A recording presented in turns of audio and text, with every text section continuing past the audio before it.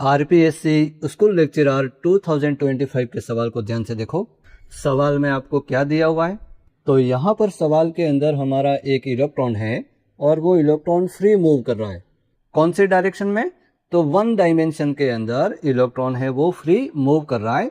तो उसके लिए सही श्रोडिंगर इक्वेशन है ना, श्रोडिंगर समीकरण कौन सी होगी वो आपको बतानी है। तो जिसको पता है वो तो आंसर दे देगा, लेकिन 99% लोग ये जो इक्वेशन है उसको देख करके ही कंफ्यूज हो जाते हैं कि कौन सा आंसर सही होगा। तो यहाँ पर इस श्रोडिंगर इक्वेशन को केवल 2 मिनट के अंदर इतना डिटेल में एक्सप्लेन करने वाला हूँ कि एग्जाम में आपका श्रोडिंगर इक्वेशन से रिलेटेड कोई भी सवाल है वो इससे बाहर नहीं आएगा। तो बिल्कुल ध्यान से देखना। जो श्रोडिंगर जो वेव इक्वेशन होती है उसका जो सबसे सिंपल फॉर्म जो होता है वो हमारा होता है H phi is equal E phi। यहाँ पर H कौन है? तो H हमारा एक ऑपरेटर है जिसका नाम क्या है? Hamiltonian operator. फाई हमारा वेव फंक्शन है, E हमारी कौन है? एनर्जी। और ये जो X दिया हुआ है वो हमारा डायमेंशन को बता रहा है, जैसे X डायमेंशन, Y डायमेंशन और Z डायमेंशन। तो यहाँ पर जो इलेक्ट्रॉन है वो वन डायमेंशन में मूव कर रहा है, तो यहाँ पर कौन सा डायमेंशन दिया? X dimension. तो श्रोडिंगर वेव इक्वेशन की सबसे सिंपल फॉर्म तो आपने देख लिया। अब इसके अंदर ये जो ऑपरेटर है, कौन सा ऑपरेटर है? हैमिल्टोनियन ऑपरेटर है। वो किसके बराबर है? तो T प्लस V। T और V ये भी दोनों ऑपरेटर हैं। कौन कौन से ऑपरेटर हैं? तो यहाँ पर ये जो हैमिल्टोनियन जो ऑपरेटर है वो हमारे सिस्टम की एनर्जी को डिनोट करता है। तो इसका मतलब ये होगा कि ये T और V दोनों भी कौन है? एनर्जी ऑपरेटर है। मतलब T हमारा है वो काइनेटिक एनर्जी ऑपरेटर है और जो V है वो हमारा पोटेंशियल एनर्जी ऑपरेटर है। तो एक चीज ध्यान में रखना कि ये जो V है वो हमारी वेलोसिटी नहीं है, वो हमारा क्या है? पोटेंशियल एनर्जी ऑपरेटर है।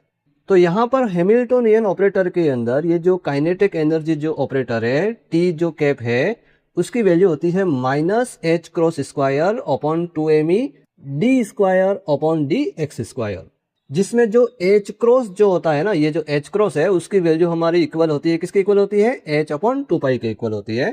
तो इसका मतलब कभी कभी सवाल के अंदर H क्रॉस अपॉन 2m ये जो लिखा है उसकी जगह हमारा H square upon 8 square m भी लिखा हुआ हो सकता है, जो आपको ध्यान में रखना है। तो ये जो हमारी फर्स्ट वाली इक्वेशन थी उसके अंदर ये जो हमारा हैमिल्टोनियन ऑपरेटर था उसकी वैल्यू को हम इक्वेशन के अंदर रखते हैं। तो H is equal T plus V होता है, तो H की जगह हम T और V की वैल्यू को रखेंगे। तो T की वैल्यू तो हो गई ये हमारी और V की वैल्यू हो गई ये, और फाई x का फाई x और इक्वल उसके बाद में E फाई x।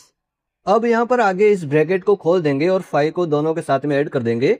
तो ये हो गया, ये हमारा फाई इधर आ गया और ये यहाँ पर Vx के साथ में भी फाई x आ गया। तो ये जो इक्वेशन जो आपको दिख रही है ना, ये जो इक्वेशन हमें प्राप्त हुई है बिल्कुल सिंपल इक्वेशन है। कैसे आई वो मैंने आपको बताया। तो ये जो इक्वेशन है वो हमारी कौन सी है? वन डायमेंशनल, मतलब 1D फॉर्म, मतलब जो पार्टिकल यदि वन डायमेंशन में यदि मूव करता है तो उसके लिए श्रोडिंगर इक्वेशन हमारी हो जाएगी ये। और उसके बाद यदि कोई पार्टिकल 3 डायमेंशनल के अंदर यदि मूव करता है, 3 डायमेंशनल मतलब राउंड में यदि मूव करता है, तो उसके लिए हमारी श्रोडिंगर इक्वेशन कौन सी होगी? तो उसके लिए यहाँ पर जो x वाला था उसकी जगह x और y और z तीनों क्या हो जाएंगे? ऐड हो जाएंगे और इक्वेशन सेम यही रहेगी। तो यहाँ पर जो del square upon del X square था उसकी जगह हो जाएगा del square upon del X square plus del square upon del Y square, del square upon del Z square. तीनों डायमेंशनल को हम ऐड कर देंगे और तीनों के लिए एक ऑपरेटर के रूप में हम इसको नोट कर देंगे। ऑपरेटर हमारा है डेल स्क्वायर, जिसको कहते हैं लाप्लाशियन ऑपरेटर। तो इस वन डायमेंशनल वाले इक्वेशन को 3 डायमेंशनल के अंदर हम नोट करते हैं, तो हमारी इक्वेशन हो जाएगी ये माइनस का minus H cross square upon 2m, उसके बाद में ये डेल स्क्वायर हो गया, ये तीनों डायमेंशनल का है ना, उसके बाद फाई का फाई प्लस Vx। अब यहाँ पर Vx की जगह x हट जाएगा ना, क्योंकि ये तीनों डायमेंशनल के अंदर है, तो ये डायरेक्ट हो गया हमारा क्या हो गया? V फाई, और ये हो जाएगा लास्ट में E फाई। तो ये इक्वेशन हमारी हो जाती है 3 डायमेंशनल के अंदर कोई पार्टिकल मूव करता है तो उसके लिए श्रोडिंगर इक्वेशन। तो इस श्रोडिंगर इक्वेशन में जो सवाल है वो ये जो सारी इक्वेशन आपको दी है ना, इन्हीं इक्वेशन से रिलेटेड बार बार घुमा घुमा करके आपको ऑप्शन के रूप में दी जाएगी और उसका जवाब आपको पूछा जाएगा। तो ये जो मैंने बताया है यदि वो आपके दिमाग में है तो आपका श्रोडिंगर इक्वेशन से रिलेटेड कोई भी सवाल है वो गलत नहीं होगा। यहाँ पर इस सवाल के अंदर क्या पूछा है कि जो इलेक्ट्रॉन है वो वन डायमेंशन के अंदर मूव करता है, तो उसके लिए श्रोडिंगर वेव इक्वेशन कौन सी होगी? तो वो हमारी वेव इक्वेशन होगी ये वाली जो आपको दिख रही है। अब ये वाली इक्वेशन हमारे कौन से ऑप्शन के अंदर उसे हम चेक करते हैं। तो यहाँ पर फर्स्ट वाली इक्वेशन को ध्यान से देखो, यहाँ पर ये माइनस का minus h cross square upon 2me D phi upon D X square plus V X phi X is equal E phi X. मतलब यही इक्वेशन जो हमने वन डायमेंशनल के लिए अभी हमने देखी, ये इक्वेशन हमारी फर्स्ट ऑप्शन के अंदर दी हुई है। तो ये तीनों इक्वेशन हमारी रॉन्ग है और फर्स्ट ऑप्शन के अंदर जो इक्वेशन जो लिखी हुई है वो हमारी सही है। ओके, नीट 26 के सवाल को ध्यान से देखो। क्या आप बता सकते हो कि इन 4 रिएक्शन में से किस रिएक्शन में Kp और Kc की वैल्यू इक्वल नहीं होती है? बहुत ही सिंपल है, केवल 30 सेकंड के अंदर आप इसका जवाब दे सकते हो। बस आपको करना क्या है, एक छोटा सा फॉर्मूला है जो आपको ध्यान में रखना है। फॉर्मूला कौन सा है? ये रहा फॉर्मूला। इस फॉर्मूले को आप ध्यान से देखो और बताओ कि Kp और Kc की वैल्यू कब इक्वल होगी और कब इक्वल नहीं होगी। तो Kp की वैल्यू इक्वल कब होगी? जब ये Rt की पावर जो डेल एन है उसकी वैल्यू यदि 0 हो जाए तो Kp इज इक्वल क्या हो जाएगा? Kc। और यदि इसकी वैल्यू 0 नहीं हो तो वो Kp और Kc की वैल्यू इक्वल नहीं होगी। तो इसकी वैल्यू कब 0 होगी और कब 0 नहीं होगी वो हमें कैसे पता चलेगा? तो वो पता चलेगा हमें इस डेल एन की वैल्यू से। डेल एन कौन है? तो डेल एन हमारा होता है, क्या होता है? तो ये जो रिएक्शन हो रही है ना, इन सभी रिएक्शन के अंदर एक तो प्रोडक्ट के मोल माइनस रिएक्टेंट के मोल, प्रोडक्ट और रिएक्टेंट के जो मोल का डिफरेंस होता है वो हमारा क्या होता है? Del N. तो इस फॉर्मूले के अंदर डेल एन की वैल्यू यदि 0 हो जाएगी तो ये पूरी Rt की पावर यदि 0 हो जाएगी तो उसकी वैल्यू क्या हो जाएगी? 1 हो जाएगी। तो Kp और Kc दोनों क्या हो जाएंगे? इक्वल।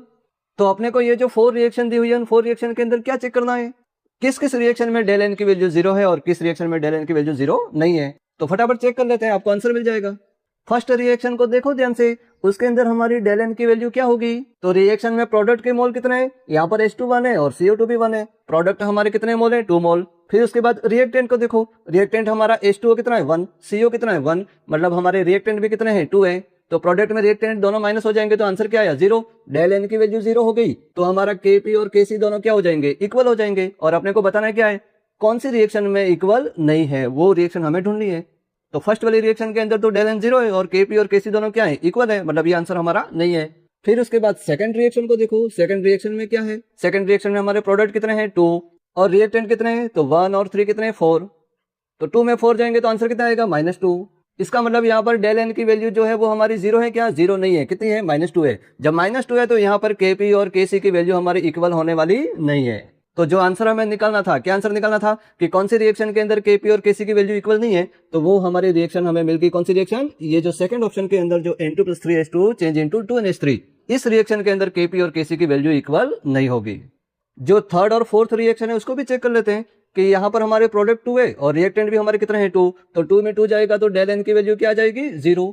और फोर्थ रिएक्शन के अंदर भी प्रोडक्ट हमारे कितने हैं? 2 है और रिएक्टेंट भी कितने हैं? 1 और 1 कितने हैं? 2। तो 2 - 2 क्या हो जाएगा? 0। मतलब फोर्थ वाली रिएक्शन में भी डेल एन की वैल्यू क्या है? 0 है। तो फर्स्ट वाली रिएक्शन, थर्ड वाली रिएक्शन, फोर्थ वाली रिएक्शन, तीनों में डेल एन की वैल्यू 0 है, इसलिए Kp और Kc इक्वल होंगे। और सेकंड वाली रिएक्शन के अंदर डेल एन की वैल्यू हमारी 0 नहीं है तो Kp और Kc की वैल्यू इक्वल नहीं होगी। तो इस तरीके से आप कौन सी रिएक्शन में Kp और Kc की वैल्यू इक्वल नहीं होगी उसका जवाब इस छोटे से फॉर्मूले से आप दे सकते हो। आपको केवल ये फॉर्मूला ध्यान में रखना है और आंसर देना है। ओके।